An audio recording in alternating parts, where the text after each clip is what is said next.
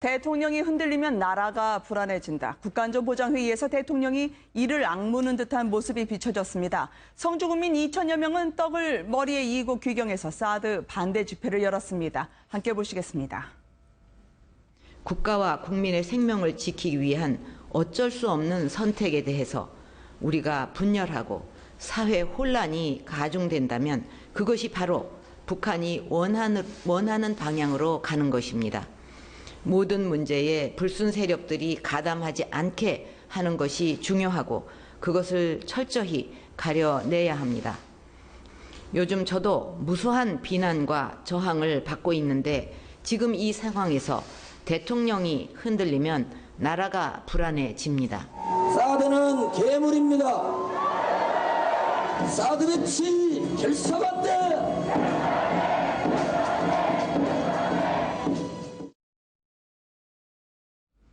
관련 내용은 최병묵 전 월간조선 편집장, 허성무 전 더불어민주당 사무부총장과 이 얘기 나눠봅니다. 안녕하십니까? 안녕하세요.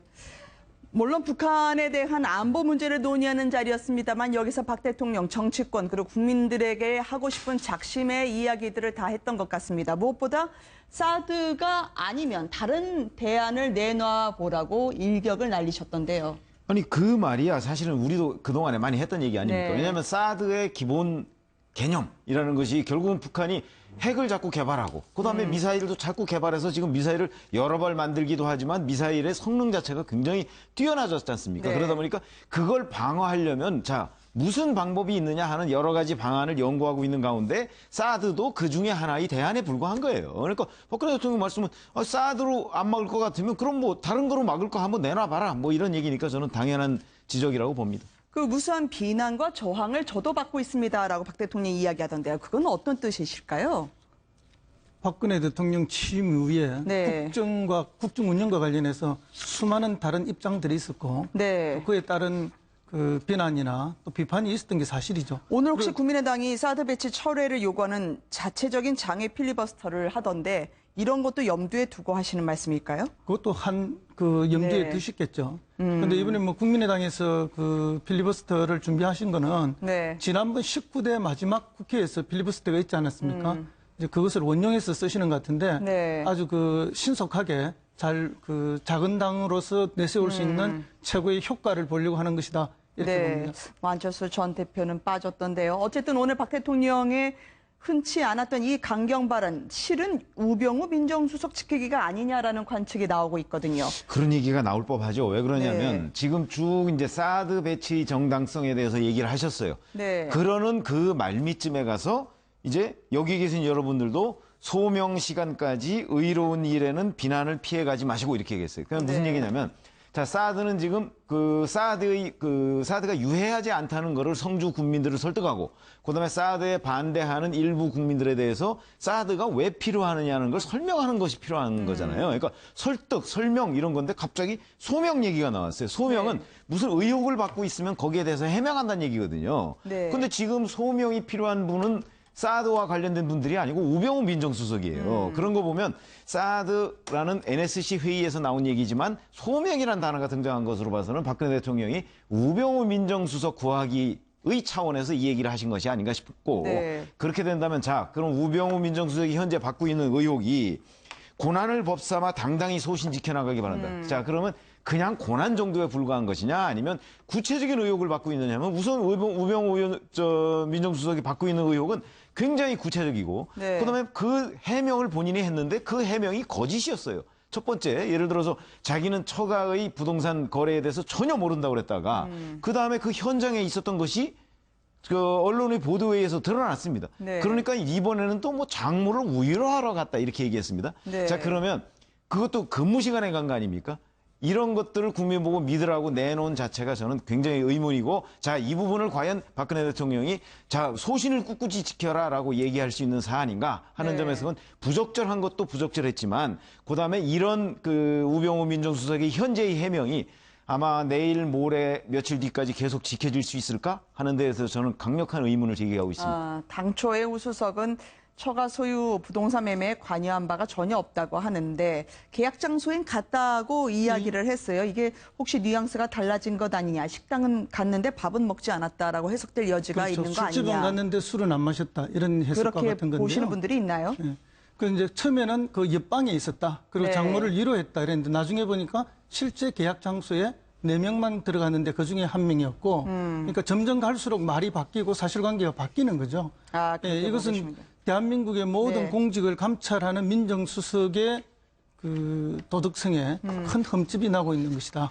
아무래도 이제 수사를 시작을 하게 되면 민정수석으로서의 위치가 과연 어떻게 해석이 될까요? 야당은 오늘 일제히 박 대통령의 우병우 수석과 관련해서의 말로 해석을 하고 민심과 동떨어졌다, 말문이 막힌다라고 반응을 내놓던데요. 아니 그런 정도의 저는 야당이 정치 공세성 저런 식의 발언보다는 사실은 네. 더 중요한 거는 지금 뭐 술집에 가서 술 안 마실 수 있어요. 예를 들어서 여러 명이 가면 혼자 갔다면 모르지만 네. 여러 명이 가서 술집에 가서 본인은 뭐 그날 사정이 있어서 안 마실 수 있는 거 아닙니까?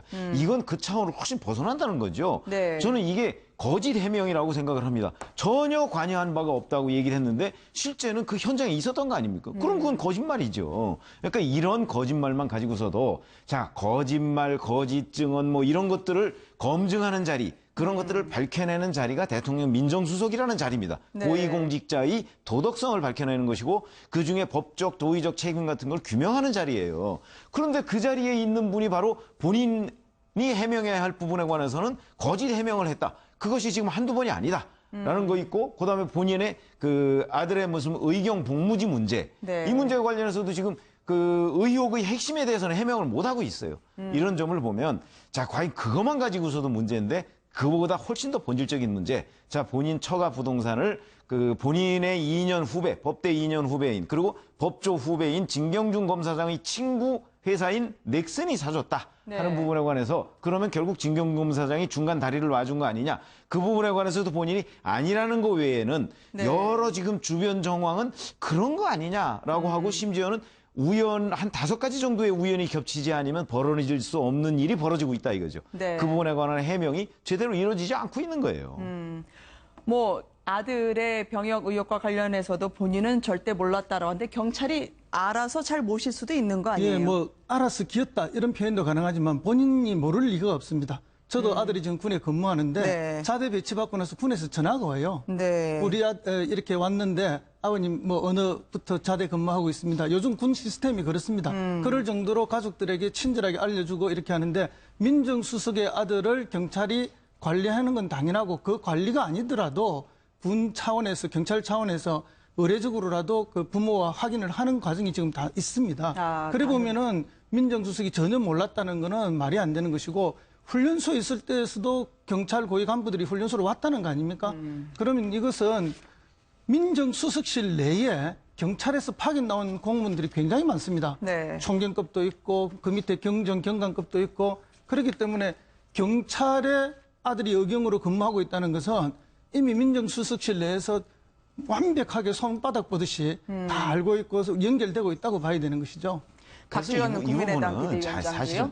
사실은 본인이 관리를 좀 철저히 했어야 되는 거예요. 자기 아들이 만약에 그 의무경찰로 간다 그러면 지금 이런 상황은 뻔히 예상할 수 있는 상황이에요. 그러니까 네.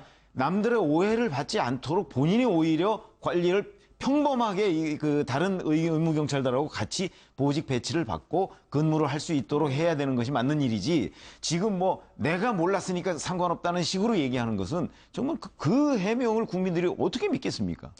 박지원 원내대표, 비상대책위원장은 우병우 수석 시한폭탄처럼 이제 사퇴 시점 째깍째깍 이번 주 내로 다가오고 있다고 이야기를 하던데요. 어쨌든 야당은 총공세입니다. 우병우 수석의 새누리 전당대회 이제는 녹취 전대로 불리더라고요. 악재가 여권에 쏟아지고 있습니다. 특히 이재호 전 새누리당 의원은 대통령을 포함해서 공천 파문 5인방 일일이 거론하며 즉각 탈당을 하라고 주장하던데요. 한번 들어보시겠습니다. 그리고 그 말 자체가 그 뭐 완전히 공갈 협박 수준이잖아요. 뭐 청와대가 공천에 개입했다. 예. 뭐 실제가 공천 좌지우지했다 하는 것을 그냥 풍설만 떠도는 거는 예. 정치권에 흔히 있는 일이니까 예. 뭐 그렇다 치지만은 이거는 구체적인 물증이 나왔잖아요. 예. 예. 최경환, 윤상현, 현기환 예. 그리고 그 사람들 꼭두가시 노릇한 이한구 대통령도 이 일에 대해서 책임을 면하기 어렵지 않습니까? 예. 그럼 저도 그 5사람들은 당을 떠나야 안 되겠습니까? 그런 짓을 해놓고 당이라고 그래 그걸 이 정말 정계 은퇴해야 될 사안이죠. 할당하는 것도 많이 봐주는 거죠. 정계 은퇴할 사안인데 탈당하는 것도 많이 봐준다. 이거 여러모로 파문이 일 수 있는 발언일 것 같아요.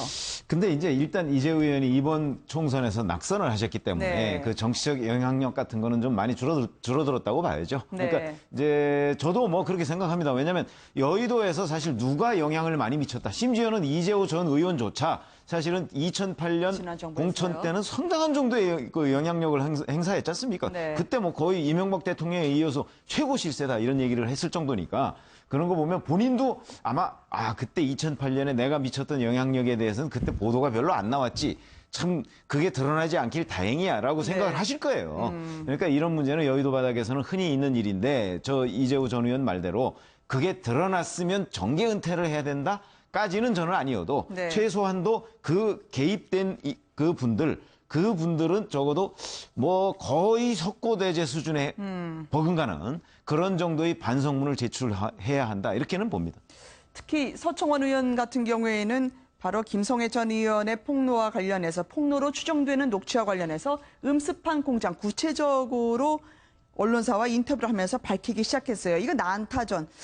국민들은 권투 경기 관람하시라는 건가요? 예, 뭐 친이든 친박이든 지금 폭로전과 협박전이죠. 네. 그래서 난형난제의 지금 상황인데요. 네. 어쨌든 그 공천 과정에서 뭐 많은 것을 갖고 있다, 알고 있다 이런 이야기는 사실은 협박 공갈이지 않습니까? 네. 그리고 피선거권을 오히려 제한하는 것이죠. 그래서 이거 사실은 선거법 위반이 될 수 있는 소지가 충분합니다. 네. 그런데 이제 그것을 녹취하고 있다가 그 여의도 바닥에 쫙 소문을 내고 결정적인 순간에 지금 터뜨리지 않았습니까?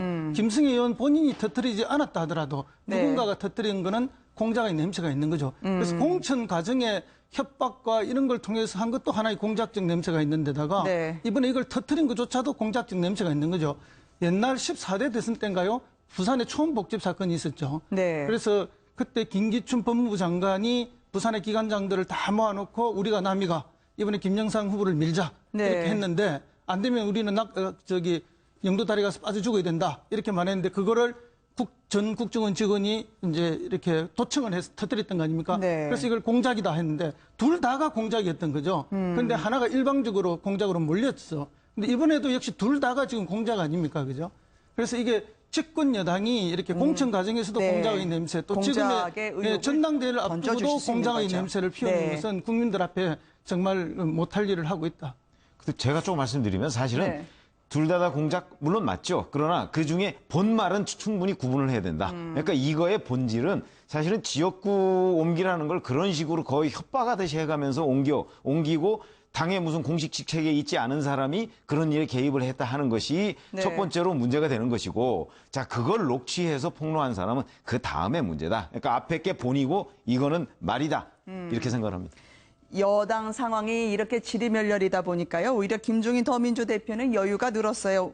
우리를 집권당으로 생각하는 국민 늘었다라고 하면서 경찰 특공대 테러범 제압훈련장에 참석을 했더라고요.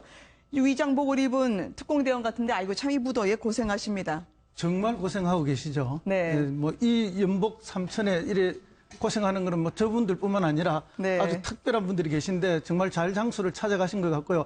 다만 이제 국민들은 야당에게 정권을 줄 준비가 돼 있는 것 같은데 이제 야당이 정말요? 얼마나 질서 있게 네. 전당대회를 하고 대선 후보를 뽑고 대선에 이제 임하느냐 이거에 따라서 결정이 나겠죠. 더민주 전 사무부 총장의 이야기를 들었습니다만 언론인 출신으로서는 어떻게 보시는지요? 지금 대선까지 1년 반이 남았지 않습니까? 네. 자, 그럼 역대 대선을 볼 때 1년 반 전의 상황하고 대선 상황하고는 많이 달랐죠, 결과가? 그런 점에서 보면 아직도 갈 길이 멀다고 봅니다. 네. 한순간 훅 간다라는 말을 모든 분들이 다 마음속에 갖고 있을 것 같아요. 오늘 청가 소식 잘 들었습니다. 감사합니다.